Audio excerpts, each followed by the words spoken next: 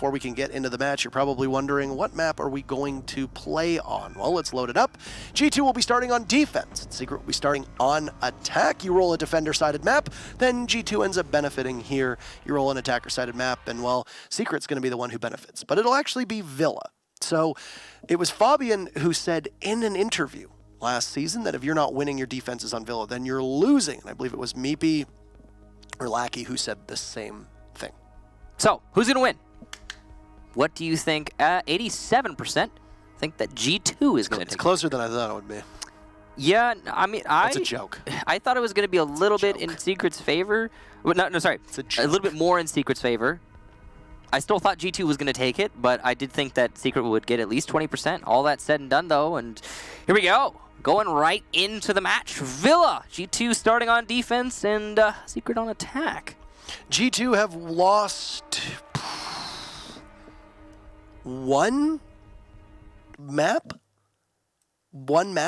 They've lost one match. They've lost like 3 maps since Paris. Over the last, okay, 6 months, they've lost like 3 maps or something along those lines. In the last regular season, which is 6 months long. God, I wish we had a Siege GG pop up there. They lost 1 map in the regular season. Outside of that, I can't really say with authority. But in the last, Penta. Yeah, it was to Penta. Good job to them. But and then they also had a draw against a Vitality. Yeah, it was against Vitality. I'm pretty sure, who are no longer in Pro League. So that's interesting. Well, that was at the beginning. That was the first half of the last season, which was a long time ago. So anyway, moving on. Yeah, they don't lose very much. Not usually. Not usually at all. For Secret, they're hoping that that trend of losing will re-emerge. Your operator bans will be Team Secret banning both Montaigne and Mira with Maestro and Glaz. Almost 4M operators. Only 3, though. Could have been Maverick. If they had banned Maverick instead of Monty, it would have been 4M operators. And on that note, Maverick is a really solid ban. And on this map, he's great. And we just saw him. He went unbanned on Clubhouse in our first match of the day. And I think you could say that Aces on Maverick wreaked havoc on the way that Penta played. So we'll see what can be done with Maverick. Here is it's going to be Steezy taking him immediately. So it's going to be Aviator Games Room for the first bomb site. Stands to reason. You get Aviator and Trophy. Those are the 2 primaries. Usually the tertiary is going to be the kitchen downstairs. Kitchen, yeah. And then you have the library. Oh, is it library or is it living room? That's the word. Living room library is the least defended site by stats that we have seen. Yeah, it just no one ever goes there. And the reason being is that it's so very easy to isolate the south end and plant the diffuser. But we're not going to be going there yet. I mean, also you have to factor in, we saw this similarly with Coastline for the first 2 seasons that Coastline was in. Not all 4 sites were played, and that's because it's a new map. You're still trying to figure it out. Number one, you have to try and manage a map pool, because you know that you're going to always have 2 insta-bans. You also have to try and make sure that you have strats on enough sites. And that's one of those things where it could also just be that maybe teams aren't prioritizing learning that site because they realize that with the 3-site rotation, they can go quite well without ever needing to step foot in library or the living room. No, we haven't really talked about this much, but Mute is getting a lot more play since he had the SMG-11 added in. His pick rate has skyrocketed. Yeah, you're just playing the shotgun SMG-11 again. It's like having Smoke, but he has different utility. He's so powerful with that kit. It just enables a different style of play, right? He's not as good for your direct plant denial. Koga will lose 1 drone to Leon Gids, the man himself. As Kanto says, okay, well, you take the Yokai drone, but I'm going to take your head. Doesn't end up getting it, though, as looks like actually all of his shots miss. Unfortunate for G2 fans. We've seen some early action as that AUG is being run by the IQ. Will still continue to try to hunt down Kanto Ricchetti on drone, as he's currently getting hunted through Trophy. And he'll drop to the main floor and manage to evade the sights of anybody from Team Secret, who will now need to once again flush him out. But G2 will tag in Jonas. No cloaking device active. He'll take down a drone, and there's Meepy to try and get the kill, but no. I gotta say, this is so typical G2 play right now on defense that they've done this for a long time, and they're doing it Once again, and what am I talking about? They have roamers, but they flex the roamers. They don't engage directly. They don't try to confront unless they have a clear advantage. Whenever they're met with pressure, they slowly fall back. They look for the opportunities, but they don't force them. And it's working out great for G2 here. I have to say, I think Villa is quite possibly one of the best maps for that style of play on defense. And I definitely expect G2 to rack up a lot of wins on the defensive side. That's something that Secret's going to have to work on, really just being a little bit more aggressive with the roam clear. Kanto Raketti at a disadvantage with the fact that an ACOG on Leon Gids' AUG will spot the Jaeger before the Jaeger can see him, and Kanto missing some shots. That will forfeit control of 90 from G2 and give Secret an easy opportunity to open up the wall into Vault, staggering the XKaros to try and prevent any damage that could be done from an impact trick. Alem's getting that Vault wall, which forces G2 to have to move around the site. And they can't sit quite as comfortably as they were before. In fact, Secret now is also rotated, and Steez is going to get kill number 1 onto Kanto. What little was left of that Jaeger will be no more. Fabian trades that off of his own, taking out Lackey, though, who didn't appear to be that well into the action. A couple misses from Jonas, usually quite an accurate Finn, but it'll be Leon, who had done damage to Kanto before, finishing off the other Finnish member of G2. Great rotate from Fabian, all the way to 90, takes out Meepy, but Steezy's there again. Eliminate Pengu as Fabian just waits patiently, but he could easily get pinched here. It's going to put a lot of work into the hands of Goga, who misses his shots, but Steezy, an amazing 4K for Secret to start things off, and the Frenchman will carry his team through round number 1 and give the attackers the very first round. Some serious missed opportunities there from G2, unlike them, that's for sure. And Fabian, who, if I'm not mistaken, had the lowest kill-death ratio in the previous match for G2, being forced to actually put in the fragging power there for his team, and it wasn't enough in the end. Interesting thing, though, I think it was Fabian who had the lowest KD, but he also had the highest cost of his entire team in yesterday's match. So, something to definitely point out, and worth noting how important, as Pengu tweeted about, how important those support players really are. Now, they shouldn't be getting the kills, though. That's the problem. Jonas playing on the main stairs. Some serious misses there against Leon. And I think we can all say we've been there. We've done that when it comes to those rails. They do tend to get in the way and get very distracting in the middle of an engagement. Kanto Raketti died to playing in a bad spot, I think is what I would chalk that up to. He was playing inside of Study, and the window right next to him was broken, so he's got that first kill there in the round, and from there it all just started falling apart, because once Kanto lost control of Study, his team didn't really have a whole lot to fall back on. They also didn't have some general, basic site control, so maybe working a little bit better on the rotating back to site portion is something that G2 needs to focus on. But they would go back to the same site here for a second attempt. It's a bit of a peculiar entry there from Team Secret, as they all seem to be quite spread out, but they were still, despite being as far away from each other as possible on many parts of this map, doing efficient drone work on their teammates, showing that as a team that drones together. I don't know. I was gonna think of a rhyme. I was going to say a team that stays together slays together. A team that drones together wins together? A team that plays together slays together, Michael. Yeah.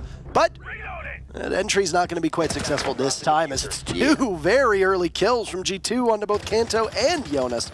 Getting Steezy and Leon Gids. That IQ sensor will be gone into a lot of these gadgets, especially the yokai drones, as well as the mute jammers will not be spotted. And G2's able to scramble away and now force Secret, after losing a minute on the clock and 2 members of their team, to go back on drones and commit even greater time to figure out their next step.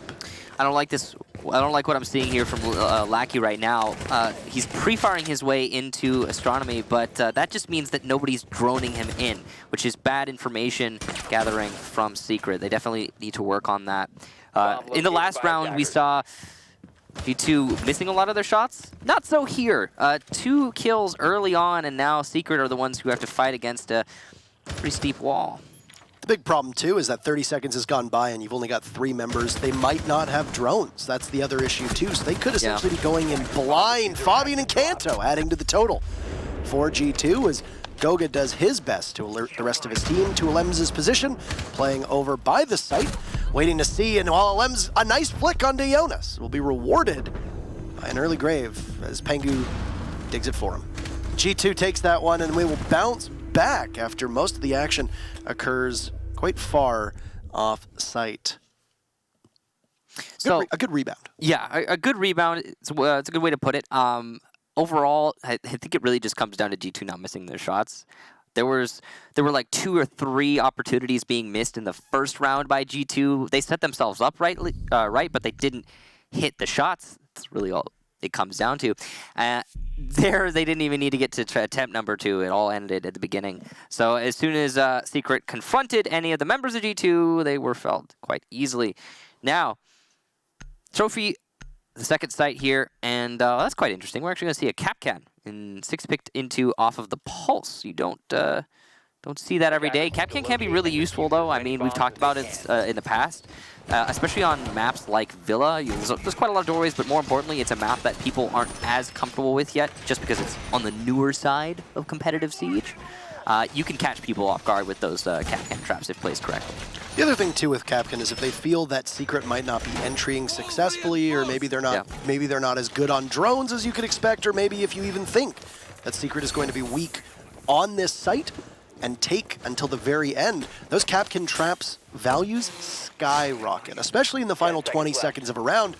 You don't really have time to shoot the Capcan trap, because if you do, not only do you give your position away, but on top of that, you also take a couple seconds off of the clock here. Interesting to me, though, is that Fabian's going to be running that GSH. There was some actual debate about the GSH yesterday in the EU matches, in which there's a heavy debate. The PMM used to have the highest DPS on a pistol, and then it eventually fell by the wayside in comparison to newer editions. The GSH has a huge magazine. Man, it's the discussion of the 1911 versus the 5.7. It's the same thing. It's you know, more ammo for more attempted headshots or higher damage. What do you want? It's up to you. I mean, both are good. It just depends on what you're aiming at. Are you aiming at the head or are you aiming at the torso? Simple as. I believe Macy J said that he will always take the gun with the higher magazine size, because then you have a better chance of landing that headshot before you need to go for a reload. So I mean, that's definitely a theory behind it, even though the GSH does tend to see less play than the PMM still to this day. I agree with him. But moving on, Cantor Keddy going for a roam over by Aviator. And Pengu is there to support him from the main hallway. He's got a good crossfire going on with Kanto. You can see this breach that I think the attackers actually made. They've also got Goga's Yokai drone there to help spot. That's sitting in the middle of the study for the entry that will aid both of them. We see Leon, though, win the fight against Jonas, and upstairs, Steezy able to take down Cantor Keddy, who exposes himself unnecessarily. From the main stairs, Pengu exposes himself as well, but manages to get a double kill, almost a triple with the pre-fire, but he misses the shots in the end. And Pengu will be shut down, though. That is a huge, huge salvage from Pengu. That was an all-lost scenario, and he managed to get 2 out of it. You still got plant denial down in Goga, and I don't think Fabian's been droned out on that bottom floor. He might have to get back at some point, currently prone inside of Library, holding the stairwell on which there is a body from Secret. So Fabian times it correctly. He could potentially pop up and catch somebody on Secret with their back to him. But it also puts all that pressure onto Goga. He's perfectly capable of solo anchoring. We've seen him do it before, and he's got those Yokai drones to support him. This is what we did not see from Penta in the previous match. They didn't have the Yokai, they didn't have the Maestro Evil Eye. The anchors were alone when all the roamers died, but not so here. Plus, the Capcan traps, if set up to hold the site, will be of a great assistance here. None of the members of Secret are even remotely close to the site. They appear to be towards the other side of the map, which means that Fabian's setting down that one EDD, as you mentioned, the entry denial device. It's going to mean that it could possibly catch somebody from Secret there. And if you've already droned that out, you're not necessarily anticipating a 50 or 40 or 60 damage trap being there. And there you go! Easy gets taken down, and Fabian makes the correct call. He's going to try to jump on the free kill, but don't be tempted, as they've lost control of sight. Another down, this time onto Alems. Fabian will clean up, and he goes for it! Unbelievable! Fabian with the 3-piece and the Capcan trap, showing off the biggest brain on the Swedish member of G2. What a play to keep it in their favor, and they'll take the round off of some incredible theatrics. That whole the last 30 seconds of that round was just, oh no, secret, oh no, secret, and it happened. Fabian, what a clutch.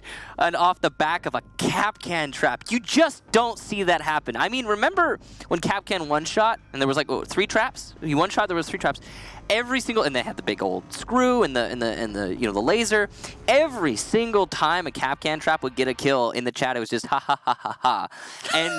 And I feel like we just got a little taste of that again, because that Kapkan trap did really helped in that clutch. I mean, imagine Fabian's caught in between 2 players in one.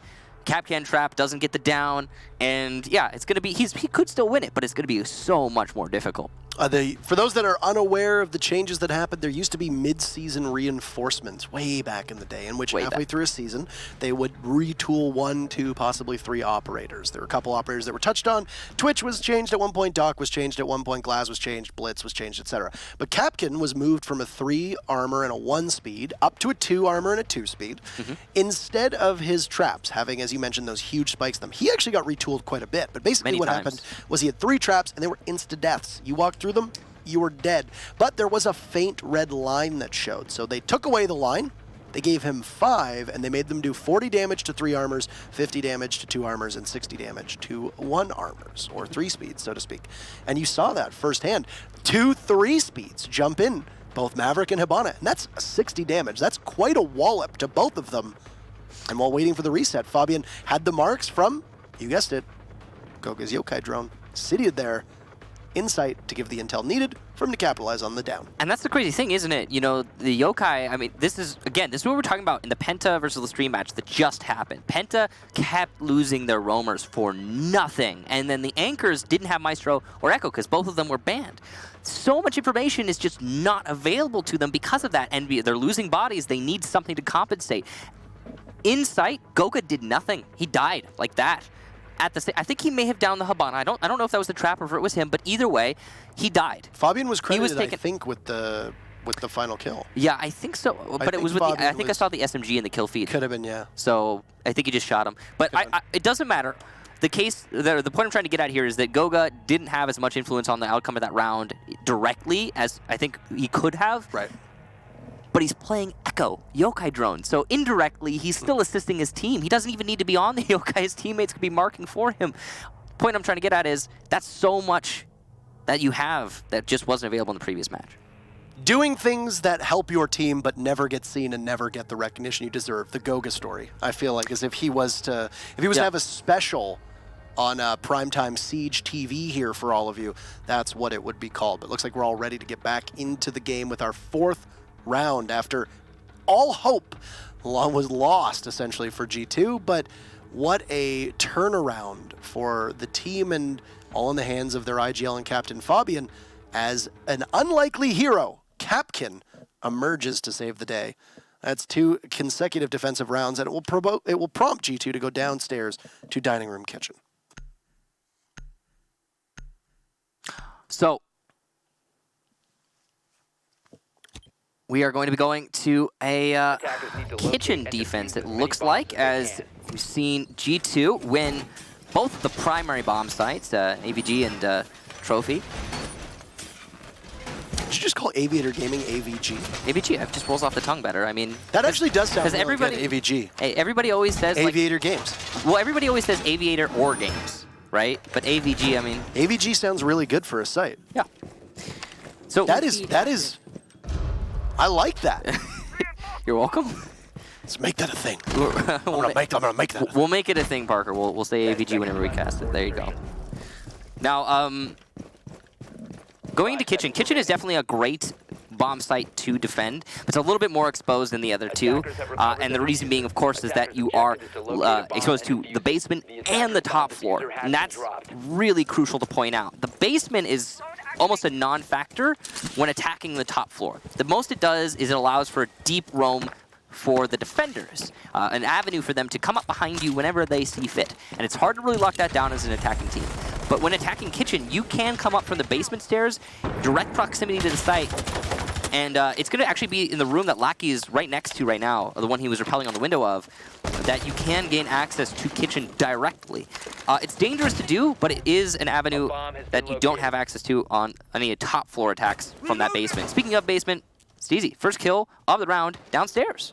And he's going to take out Fabian. All of that hard work to keep his team in it and give them the victory in the previous round will not be at his disposal, nor his team's disposal. But a bit of a belated draw there as Jonas will take out Lackey. Lackey not being very successful on the entry as Zofia for 2 rounds now. He picked off quite early on, though he was also almost managed to grab it.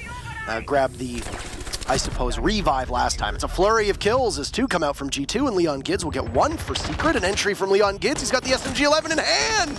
He'll take 2 down and look for them all. He gets them. A big 3K from Leon Gids to end the round, and it is over just as soon as it starts. With Secret absolutely cracking that round open, proving that the SMG-12's changed to its recoil, probably still deadly in the right hands. We're all tied up. There we go. There we go, Leon. That's the secret that people were talking about in the last season, and that's the secret we wanted to see here today. Didn't really show up yesterday, but here we go. Against G2 of all teams. Leon, excellent play there. Gotta say, individually holding that together right at the end. They had a decent chunk of control, though, that was edged out by the whole team throughout the round. I mean, see that early kill downstairs, that was huge. That gave them so much because there was no one from G2 to refrag, and that's a rarity. We talked about this before.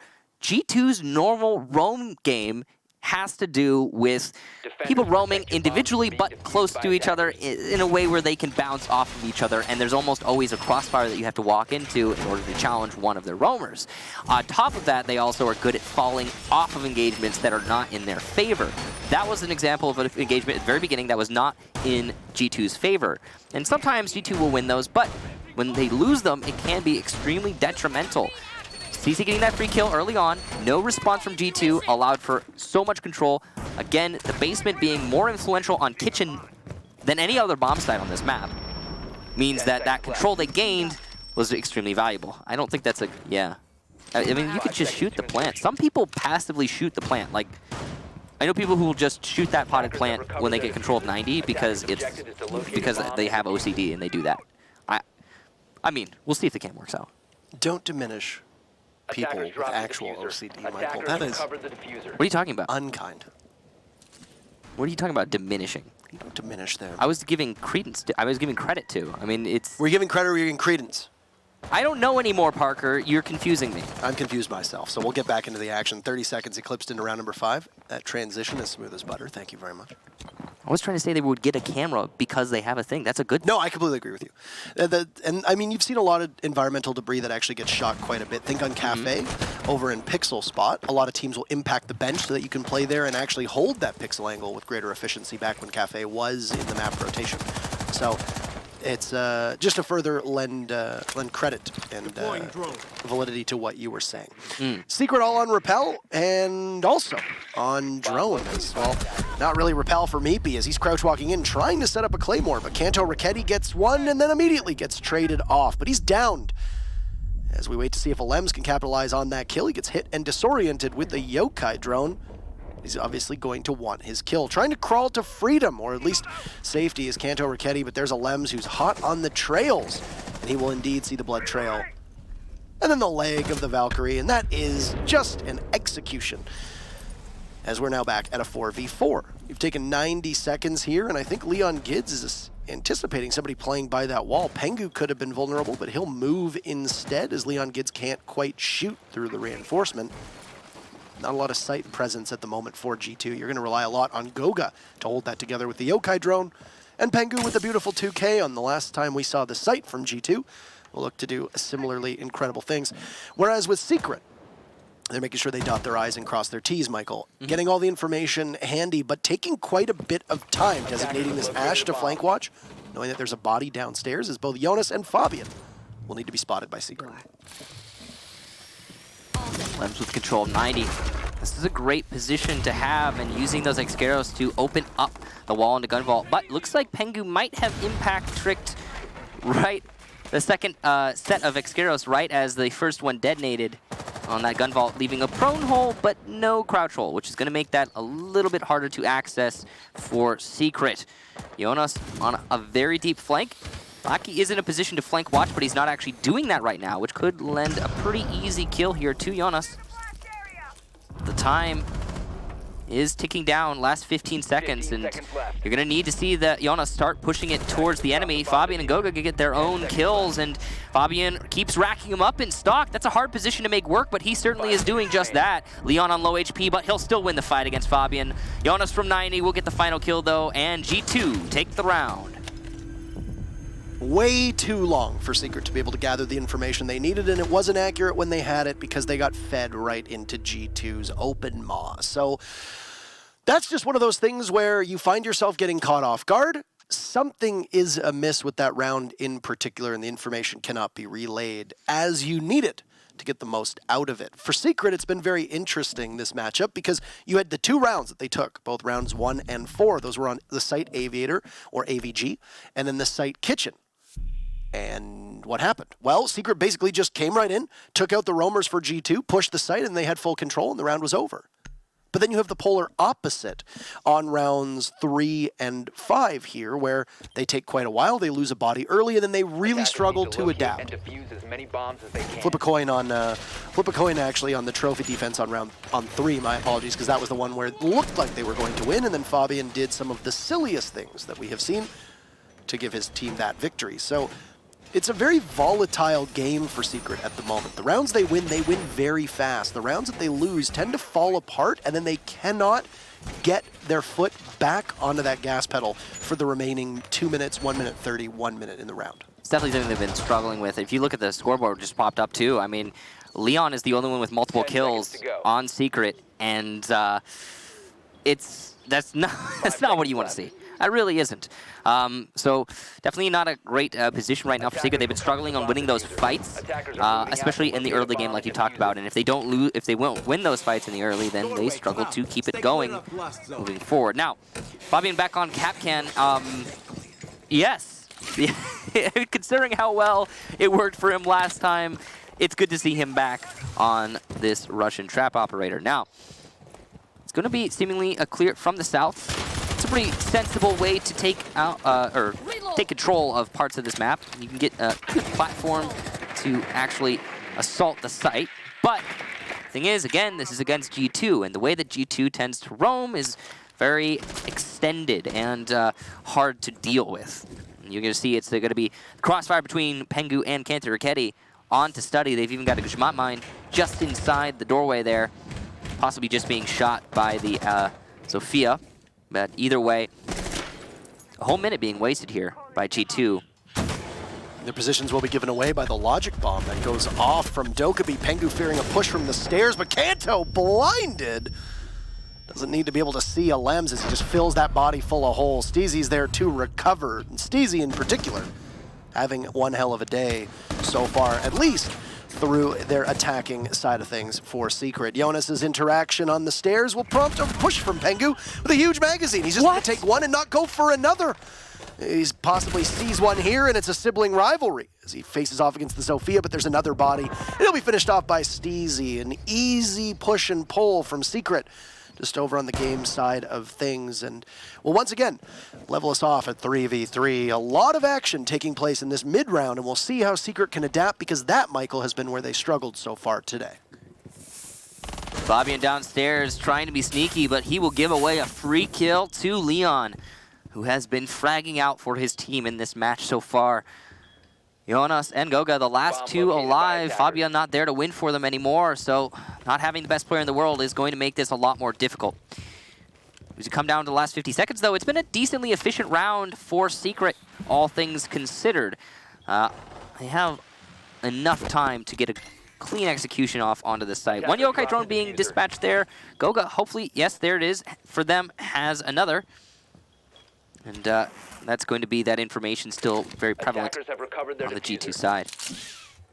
Only 30 seconds. 2 wounded members of Secret. Jonas wounded as well. Will yet again leave the Spaniard in a position of Goga to try and keep this round for his team. And I feel like we say that every single time. He doesn't have any yokai drones at his disposal, it appears, as the final logic bomb will give away Jonas' position, but not Goga. Oh. He loses the fight to Leon, and Lackey will clean things up for Secret. And both teams will split the first half an even 3-3. And the wisdom of Villa being a more defender-sided affair out the window and possibly putting Secret in a commanding position to clear the remaining 6 rounds as they now head to defense.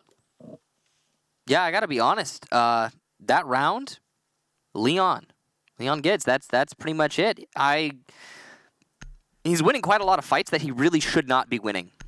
Very impressive that he's managed to pull that off, and if it were not for a lot of these frags that Leon is getting, then we would probably see a very different story here. I'm imagining probably a 4-2 situation for G2's favor, but not so.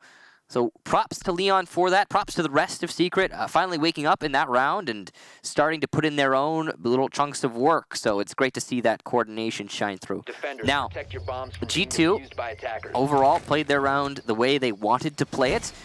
There were some opportunities that were missed. Cantor Ketty missed that shot when we saw, I believe it was Steezy pushing into Aviation.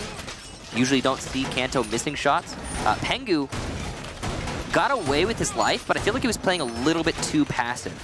The reason I was a little bit surprised when Pengu pushed the hallway as the Ela, it wasn't because he didn't peek wide and go for more kills. It was that he peeked, got a kill, and the other attacker right next to the one he killed did not secure the refrag, at least not immediately.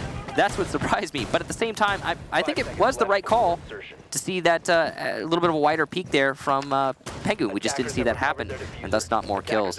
Lackey, having taken 50 damage early in the round, is going to put Secret at a disadvantage, and that's not good as they go to AVG. That's got to be an impact gone awry, I would imagine, because impacts can do anywhere from what, 40 to 50 damage or something. Like it that, looks like he's at 51 or 52 damage done to him, so that would probably line up perfectly there.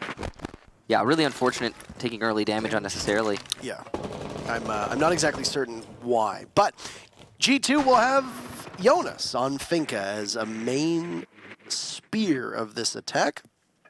Speaking of damage being done early on, just not to sidetrack myself, Leon Gids has absorbed almost all of his life in damage at the moment, and it's just currently a specter of himself. Oh, Steezy taking out Leon. A bomb has been located. Gids, I think he was trying to reset him by throwing the bag, and he detonated it. Accidentally detonated it. Why? Mon Dieu, Steezy. Yeah. Anywho. Yeah, what that was. Not a, it means my God in French. No, I mean, I was talking about your pronunciation. Never mind. You want to get into this right now? I will fight you. No, I'd lose in the pronunciation game. I will fight you on the moon. Fight on the moon? Why can't we just fight right here, Parker? Why can't we fight like G2 and Team Secret at the moment, with Leon Gids going down to a pretty significant mishap, all things considered. G2 Soul Hard Breacher will be on the Hibana. I think we've spoken about it before, that it's capable. You're capable of attacking Villa due to its soft destruction with only one Hard Breacher. You can bring a Maverick if you really want, but you have to be very wary of impact tricking, which is why Hibana does tend to be oftentimes the most played of the two main Hard Breachers here. Great impact trick, though, as Pengu's unable to do all that much. There's a body laying down at 90. It appears to be the Valkyrie of Lackey, who saw Kanto on Repel. Will set us up for the final minute.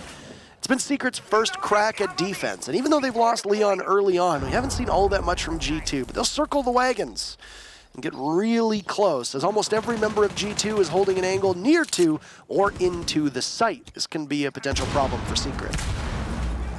Pengu can push when is necessary, but he's got these gas canisters to contend with now, and there's only one left, but at the same time, there's only 30 seconds left, which means there's going to be a very small window for G2 to make this push happen. Lackey has fallen off of 90, and Goga's going to have to confront him, but question is, will he have the information necessary to do just that? Lackey actually goes for a flank over by the main stairs and comes up behind Goga, but Goga hears the drop and puts the Valkyrie on low HP. The Lems and Steezy, though, able to get their own kills, and wow, this has shifted drastically. Pengu with a double and a pistol off the blitz. Cantor Ketty looking for fights, but Steezy goes undetected, and Pengu, the knife and the defuse plant to catch up the clock. Lackey has to come back to the site, but he doesn't have it. Solo HP, and Goga's waiting for him. G2 take the round. Absolutely looked like that was falling to pieces for G2 there, and that Secret was just going to be able to ride it out. The clock burning down, but hard to fill a blitz full of pellets with the shotgun of that smoke when he's got the shield in front of him, and it was a miss. Just absolutely remarkable the way that Pengu was able to play that. And you're going to ban the Montaigne to take Pengu off of his main shield. That's okay. Go with the all reliable blitz, and then of course aided. And I would say probably empowered by the Finka to just be better overall. As long as you can bait out those toxic babes of smoke. Those are toxic canisters, in case you're wondering. But there's not going to be a Finka this time around. And the only set of frag grenades from G2 will also be removed, as it's the 6th pick onto Thatcher. It's the utility lineup that's going to come out to try and take on Secret's lineup, which looks pretty standard here. Tons of plant denial in hands of both the Echo and the Smoke. And you've got the Legion as well as just a general nuisance. Something for Goga to focus on, but a lot of teams will just drone out those goo mines and shoot them, rather than actually commit gadget to them. I want to know if we have double shotgun SMG-11 on the British operators. Sure, looks like we do. Yeah, we do. Look at that. Full commitment there from Team Secret. And it is such a powerful kit. It's no surprise to see that. Now, the overall operator selection here from Team Secret, definitely excellent. They've got 2, 3 really good tools to deal with, or you could say 5 if you count C4. But if you don't count C4, you've got 3, again, really good tools to deal with Pengu's Blitz, which was a pretty big problem there for Secret in the last round. The Blitz Finka combo, like you talked about, was very powerful. They've rotated off the Finka, though, like you talked about, for the Thatcher, which is going to make Blitz less potent, as he's not going to ADS nearly as quickly. Now, overall, still going to be a very useful operator and able to help clear the roamers, and that's definitely a shift in the mentality here for G2, at least ever so slightly, in the way they're handling this round. Decent efficiency here, though, to already have control of Astronomy Trophy with only a minute expended. Look at this, 3 drones ahead of Pengu. And he's basically a human drone as well. Yeah, and they've got a Twitch drone to deal with all of that utility that is on the side of Secret. Well, actually, it looks like Kanto just tased Lackey once with it and then lost the drone. So, I mean, you kind of have to wonder. I mean, to attempt to deal with the utility, all right? I didn't say he was going to be successful. Oh, Leon gets from below. Tosses up a Nitro Cell, and that's some airmail that takes out Pengu, and that is a message that is indeed sent and received by G2. So they'll lose the member of their team who was able to pick up a 3K to help them win the round last time. But by doing so, managed to distract, at least for the time being, Secret's attention away from the wall into Vault that has been opened up. And every single bit of Fabian's X-Kairos have actually found good use, which means that Secret actually will find themselves having to scramble away from areas that they would typically sit in to defend. Speaking of Secret not being able to defend main areas, they won't have the aid of one Yokai drone because just got shot out. A little bit of a mistake there, but Leon gets picking up yet another kill from below onto Goga. Kanto looks perplexed, trying to figure out what happened to the mute down below. Love that patience there from Leon. And I guess that really does set. Whoa, what a shot from Alems. Talk about fights he should not be winning. Fabian able to get the first kill for his team, but it doesn't matter. Secret just absolutely shut out G2, and they managed to take AVG quite dominantly after losing it in the previous round. By the way, that C4 on 90, I guess, puts an end to the debate of whether or not you consider C4 a direct counter to shields anymore, as it was a pretty potent one. Well, I mean, it'll kill anything from below. Yeah, it will kill anything from below, but it's still, he managed to get the shield. He got, I think, in my opinion, very lucky that it was the shield that died to that C4. Obviously, it was a pre-placed C4 just for anybody to step onto 90, but still, the shield was probably the best possible outcome there. And on top of that, Pengu probably could have fit in through the 6x Kairos, or the rather, technically, my apologies, the 12x Kairos that made the whole inside of Vault. Pengu could have just easily slipped right on in and been able to try and cleave that site in half. Interestingly enough.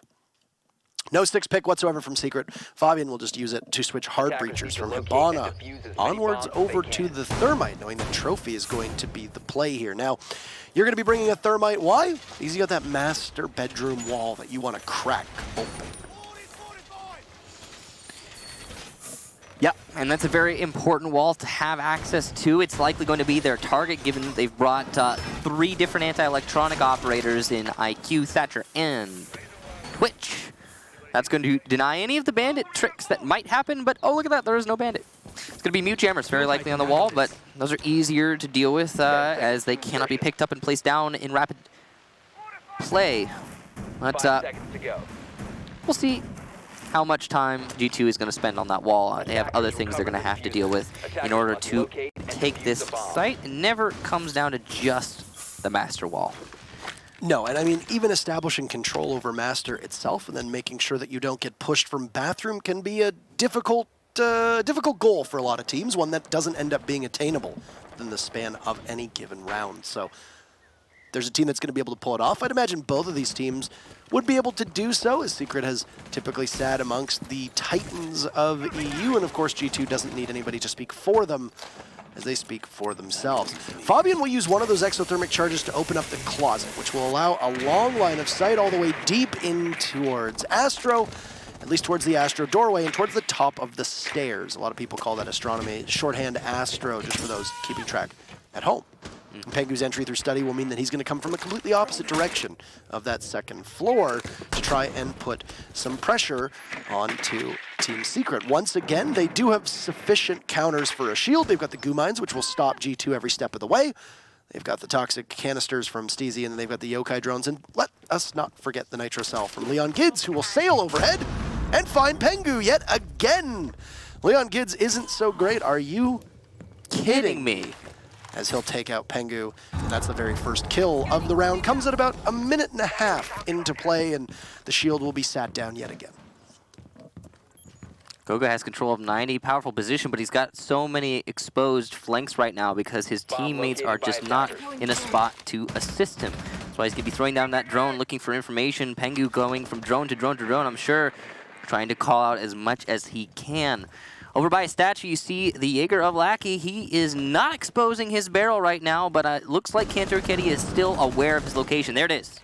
That's all you need. And Kanto will stay glued to that corner until he gets the kill, in all likelihood. The pre-fire from Lackey, though, managing to get his own frag onto Kanto. That's a fight that you would not expect him to win normally. Leon from behind will take down Goga. That's because we saw Pengu eliminated earlier. There just was not enough manpower to push from the main hallway. And Secret look in dominant form here to defend this round. Jonas trying to get the angle onto the Jaeger, but he's got to expose himself to Meepy. This is just too difficult to pull off as a single player, and as Fabian gets taken down by Leon, it's all up to Jonas in a 1 versus 5. You could see that both of these players are aware of Jonas' location. Some bad timing on the Legion Trap. It's not going to matter. Alems wins that fight. That's 2 that he shouldn't have won going his way. Props to him for that. In fact, it was actually a 3-way crossfire. My bad. And Alems was on the other end of the room. Either way, though, Secret absolutely dominating that round. Perfect. 4, actually, if you consider that the smoke was playing inside of Astro, hugging the doorway to toss a toxic canister down to choke off. Sure, yeah. Jonas from coming in. But I was going to note, and it was actually something we saw for just a second on the screen.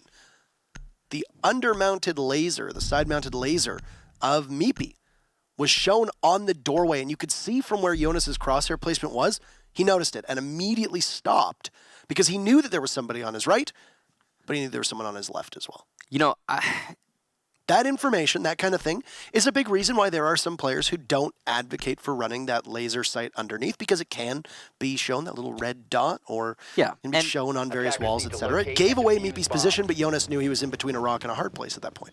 Yeah, and that's exactly why I'm one of those players. I mean, definitely in the not advocating for the use of those laser sights. Because, yeah, if you're holding an angle, okay? You're holding an angle and you're aiming where you expect your opponent to be, it's very likely that that laser sight is going to give away what you're aiming at. If you're doing that, that's what you're supposed to do, that's where you're supposed to be aiming, then you have to adjust your aim to, instead of aiming where you expect your opponent to be when they peek around a corner, you have to aim at the corner, which means you're going to have to make a micro adjustment when somebody comes around. So instead of being already aimed where you should be aiming, you're going to have to adjust your aim, and that's going to add to the time in your reaction to every single fight. So it's, in my opinion, it's not worth it to bring a laser sight and make your hip fire tighter, because you have to add time to all of those angle hold engagements, and it time to your reaction, and that's just going to cause you to lose a lot more of those. So Secret has come back in great fashion here, winning both of their last 2 defensive rounds, which means that they're going to have to go downstairs. They're going to bring a Frost with them, and Leon Gids top fragging at the moment, getting the kills he needs. He's been playing the operators designed to get kills as well, so that's him doing his role quite sufficiently, getting droned in and enabled by his team. Not quite as much as we saw from Pengu, who was getting droned in regularly, but when Leon Gids was on attack, you saw that there was quite a bit of dedication towards droning him in. Now he's playing just over by the pantry. He knows he's got 1. He's going to pick up lucky number 13, go for a 4th, and he's going to grab it onto Fabian. Leon Gids is indomitable, looking for his 3rd, peeking up, and he's going to not grab it onto Pengu, who shuts down both Meepy and Leon. And Michael, I got to tell you, this was one of the funnest matches that we've seen in months. And it's a contest of the fraggers. Pengu managing to just barely inch out Leon in that engagement, and it was what looked like it was going to be Leon's fight actually went back, and now G2 are in the driver's seat despite the work that Leon put in for his team. Currently in this round, Leon's the only one on Secret to have any frags, and looks like G2 are going to be in a good spot because of him being taken out. Let's not discredit Steezy. We did lose track of his 4 or 5 or 6 kills that he had prior to the rehost, so his numbers are definitely going to be up there as well. Fair. G2, knowing they have the numbers advantage, they have a pretty good tempo sent with just a minute to go. Lackey not on Pulse, or not on his sensor, as Pulse will peek out, and 2 toxic canisters remaining for Steezy will mean that there's still plenty of opportunity to shut this one down. It did not look like the C4 from Lackey was still in hand, though, so that is going to be an issue. Also an issue, the diffuser is down on the opposite end of the map from where all of the G2 attackers are currently. The last 2 defenders in the way. Pengu's going to have to go downstairs to retrieve it. He's on low HP though, so this is worrisome. He's actually not going to commit to picking up that diffuser. It looks like G2 is going to focus entirely on the frags in the last 30 seconds. And that's the right call to make, given the situation they find themselves in. But both Kanto and Pengu are very low. A good gun in the hands of the Twitch and the F2, and Lackey fire and take down the only member, as it's 2 with Steezy picking up 1 as well on the Kanto, leaving just Pengu. I think you're going to look back on this one, and the Secret is poised to move on to match point. Just a little bit of Steezy shown, and he puts 1 to the chest of Pengu. G2 gets shut down, and if only they grabbed that diffuser, Michael, they might have been able to take better site control and go for the plant. But ultimately, Secret, excellent teamwork to hold down both entry points, through which G2 funneled and then got gunned down. We find Secret now on match point, capitalizing on the fact that they defended second and running up that tally. So, G2 Esports, widely considered to be one of the best teams in the world, if not the best team, and objectively with the most wins overall for LAN finals and majors. Currently, in the second match of this season, on match point, not in their favor. That is something you don't expect to see, and props to Secret for putting G2 there. They're 1 round away from it all being over for the day, and it took, I believe, when did Penta win? Was it the last match of the season or the second last match of the season when Penta beat G2? I think it was the second last match of the season, then I think it was Mocket for their last match, if I recall. Yeah, maybe, but it took to the end of the season before G2 lost a match last season. Here, it could be day 2. But it's not over yet. If there's ever a team that can come back from a deficit, it's G2 Esports. But they're definitely going to have to show us their best gameplay here, because honestly, Secret has looked really strong on defense of Villa, and they get to go back to AVG, which is, I think, well, we can all agree, the best site on this map, at least Secret's preferred site, as it's the one they've been going to the most consistently. So only 3 minutes are going to separate whether Secret will pick up their first victory of the season. Keep in mind, in an eternal grudge match against Chaos, 2 teams, both Secret and Chaos, that have quite an interesting history with one another. finding themselves toppling G2, and Leon Gids removes his brain from his skull and then removes Jonas from the round as well. And that is a tilter, if I've ever seen one myself. Leon is just taking fights. He did it in the last round. He's doing it in this round. Leon is just taking fights and winning them. And that's such an odd thing to say when they're playing against G2. I know I feel like I keep coming back to the when you're playing against G2 discussion, but it's true. Usually that works in the other direction. Usually peaking like that, that's going to allow G2 a free kill. But not when it's Leon, as he's hitting his shots. Impressive.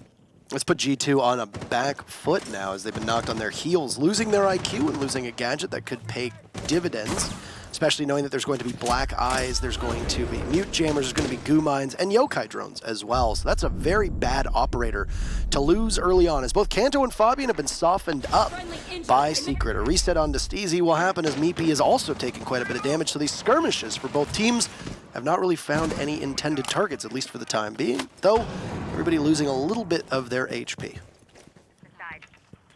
G2, in terms of HP, is in a good spot, although that's going to be a lot lost there onto Kanto. Pengu's going to get Leon downstairs, and that's a C4 out of play for Secret, one that has in the past been very, very potent. On top of that, Leon, the top fragger for Team Secret. That's a huge kill to have, no matter the situation. Down below, some renovation work being done by Pengu in the main lobby, trying to expand the sightline and create more of an open concept here in the villa in the Italian countryside. Now he'll head towards the actual site and use the skeleton key to try and put some pressure on the defenders above. He'll lob up a frag grenade, but there's nobody playing behind the bar. The intended target has now moved, as we can see the smoke hugging the A chassis a lot tighter than before. G2's going to have to quicken things now, as you've got to imagine that Meepy has left quite a bit of goo mines separating both G2 and Secret from one another, and they'll be on the path inwards. Kanto, Raketti, and Pengu trying to deal some damage here to Steezy and not hit one another, but it's a Lems will pop up and take down Fabian, and there goes another member of G2 as Pengu falls. Kanto trades it off, but we are very close. Both Meepy and Steezy are one tick of damage away. But Goga and Kanto Raketti both stacked up, trying to enter. One shotgun blast will down them both, and Secret will find their first victory, knocking G2 down the standings. As they sat tied atop with Ents. An excellent game from Secret, and a pretty good, I would say, second day after falling short of Chaos yesterday. Also, it means we're not going to be ticking off the days until G2 loses a match in a season any longer. Right off the bat, Secret make it happen. Massive props to them. That was an excellent match, especially from Leon Gids, dropping 15 kills, and that's after the rehost. I don't even know what he had before. I don't remember exactly how many. I think he might have got one or two. I know that it was Steezy who got the 4K in the very first round. That was won by Secret, and then... I mean, I don't exactly recall the number. Whatever the number, more than 15. Probably. It sucks that those numbers don't carry over. I understand that they don't, but it sucks that they don't. To be fair, the rehost system we have is infinitely better than what it was in the past. Remember when? Very true. Remember when you had to go back in and you just had to pretend there were extra rounds, and then if you got to the Very correct. You got to halfway through the match, then we would have to rehost again, and man, it's a lot better. You'd have to rehost for sides, and then keep in mind that it was back and forth, back and forth, back and forth. Then you have to rehost as well for the overtime. Oh. Yeah, it was a headache. So system is infinitely better, as I think was the exact thing that you said. Yeah. It's something that I'm sure that the people at both ESL and CGG have probably been keeping track of in regards to. But a hell of a performance from Secret. Great individual performances by Steezy to carry that team through their attacking rounds, which is no easy task. Yeah. And then Leon Gids on defense. An absolute barbarian. I do have to say, I think that a big part of why G2 ended up losing that is they dropped way too many defense rounds. I mean, they dropped 3 and ended in a 3-3. It's the same thing we were talking about when we saw Clubhouse 2 days ago when we were casting Latin America. So if you end a half on defensive Villa, on Clubhouse, you end a half 3-3, you as the defending team have lost that half. Even if it's an even round count, you need to be getting, positive rounds on defense of a map like Villa. Right. And that's exactly what we saw when Secret went to their defensive half. They lost the first round, but then from there it was just win, win, win, win, win, because they seemed very comfortable there. Yeah, I mean, it's both of these teams have been on the record saying you got to win your defenses. G2 split it. Secret won 4 of the 5 rounds they spent on defense, which is what you need to do. Don't look any further than what happened with Penta in our first matchup of what happens when you don't win the side that you're intended to win. But we'll pick the brain of Meepy as we throw up our interview with Secret and the Secret team captain / IGL in apparently just a second. Actually, it's not. Yeah, in just a moment. Just a moment. You can interview me, Parker, if you want to do that. Michael, how's your day going today? It's good, Parker. Thank you for asking. How is yours? I had a great day today. I slept. Yeah. I woke up. I've been making all my food, but as much as I liked asking you questions, I want to ask Meepy some questions here. So we'll pull up the interview with you with Team Secret, and we'll ask a couple questions to one of the guys who I think is known throughout the entire community as being one of the most cerebral players in all of not just EU but all of Pro League. We'll bring up Meepy. Hey there. How are you doing? Congratulations. I'm good. Thank you. I was really hoping that you wouldn't get a kill through the second half, so I could lead off with that. But you got the kill in the very final round. So I suppose the rest of the team doesn't need to get them when Leon is getting every single one. So yeah. Now, one thing that I wanted to ask you, and I'm probably going to ask every single team this today, is you're only 24 hours, possibly even less, removed from your last matchup. Now, for you, it's been the second match of the day where the team that lost yesterday won today. So when you went up against a team like Chaos and then immediately pivot and have to go up against G2, how do you condense your preparation for that, such a short period of time to ready yourself for the match today? So what you saw yesterday was basically us. We're kind of bit rusty, a bit cold, but we went into yesterday with a little bit more of a robotic mentality, ones and zeros, just static strats, doing this, doing that. It wasn't really working out, and we knew when it comes to preparing with to play against G2, they like to play really chaotic, but when you start to really zoom in, you start to see the patterns and the things that they do, and you see the general way that they play. And we found out a little bit of a while ago that we could play more freely. We can have a little bit more of fun with them. In terms of we don't need the static strats. If we just play off of each other, if we play to trade, if we play for the frags, if we play on our gadgets, we rotate people around enough, we'll beat them in the rounds. It doesn't matter whether it's attack or defense, even on Villa. When you're designing strategies around a team as chaotic as you said of G2, who do have some semblance of patterns here, obviously one of the things that G2 has been heralded for from lots of teams is their refrag potential. But today, I was actually quite impressed on both attack and defense. The number of times when rounds went well for you, you had everything lined up perfectly to ensnare members of this team. Jonas and Kanto in particular went down really early on. As somebody who's been in this scene for so long, how do you even begin to design a strategy for your team around this idea of we need to be able to pinch him immediately? Is this something that's done simply on the fly, or is there work that you do ahead of time to try and track their patterns and have their pieces in place going into the round? So when it comes to star players on a team, obviously Kanto is the name that jumps out when it comes to G2. You just kind of have to figure out what operators they're playing. And when you hear that operator's gun, whether it's shooting down a barricade, shooting a camera outside, you know roughly where that player is going to come from. And if you can stack people towards that area, then you give Kanto one hell of a time if he's trying to fight a 1v2 or 1v3, especially when we're only playing to trade him. We don't mind continuing around if it's a 4 versus 4 and Kanto's dead. It's just about being where he is and stopping him from getting as much free ground as possible. As you saw yesterday, Kanto went off. He was constantly picking people off. He was entering the building alone or with friends. It doesn't matter. He was doing the work, but no one was there to stop him. So today we decided, let's stop him. That actually leads into a question that I wasn't going to ask, but I've heard from a couple teams that they do a lot of homework on one particular member. You look at Latin America, for example. I've been told from coaches before that they study Nesk to try to deliberately shut him down. So I'd imagine that you do quite a bit of work, and I'm sure every other team in EU does, deliberately to figure out the patterns of Kanto just to try and cool him off, because that takes a pretty potent weapon away from G2.